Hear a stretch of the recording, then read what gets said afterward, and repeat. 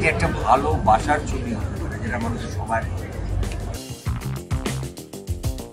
এই নামটার সঙ্গে আমার একটা ইমোশনাল কানেক্ট আছে।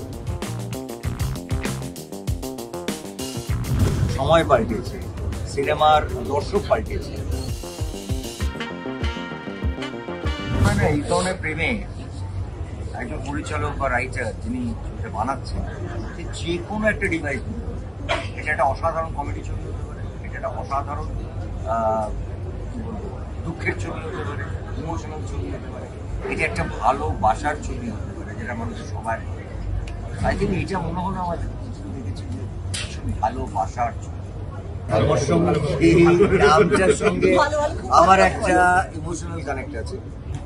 আমি এটা অনেকদিন আগেই জেনেছিলাম যে বিক্রম সৈনী একটা ছবি করছে, ইয়াং ডিরেক্টর, ওর সঙ্গে আমার বম্বেতে আলাপ হয়েছিল।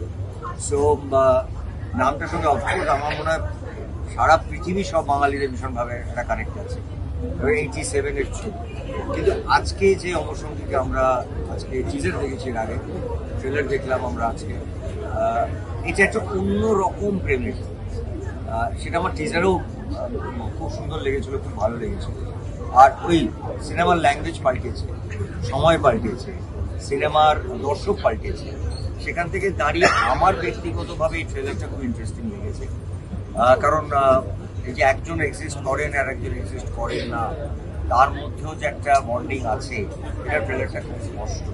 এবং এটা একটা অন্যরকম ট্রিপ দেবে বলে আমার মনে হয় দর্শককে, কারণ এই ধরনের ছবি সারা পৃথিবী জুড়ে ওয়ার্ল্ড ওয়াইড যে সমস্ত ছবি এই ধরনের হয়েছে, সেটা হয়তো প্রেমের নাও হতে পারে, কিন্তু এইটা মানুষের কাছে ভীষণ গ্রহণযোগ্য একটি সম্পর্কের একটা, কারণ ভেতরে ইনার মাইন্ডে একটা মানুষ যদি চলেও যান, সেই ইনার মাইন্ডে থেকে যান বলে আমার ধারণা।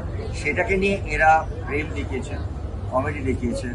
আমার যেটুকু মনে হচ্ছে, if I am not wrong, একটা ট্রায়াঙ্গল জায়গা তৈরি হচ্ছে, হ্যাঁ, মানে সো এটা মানুষের ভালো লাগা উচিত। এবং আমাদের বাঙালিরা, আমি যেটা বারবার বলি, ফ্যামিলি নিয়ে এসে ছবি দেখতে চান, এটার মধ্যে সেই পুরো এলিমেন্টটা আছে।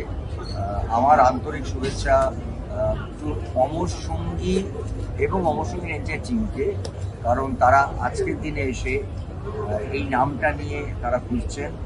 কিন্তু আলটিমেটলি এটা প্রেমের ছবি, অমর সঙ্গী প্রেমের ছবি ছিল বলবো না, অমর সঙ্গী মানে একটা কাল্ট অমর সঙ্গী ছবি ছিল, সেখানে আবার এই নামেই আর একটি অন্যরকম প্রেমের ছবি করছেন।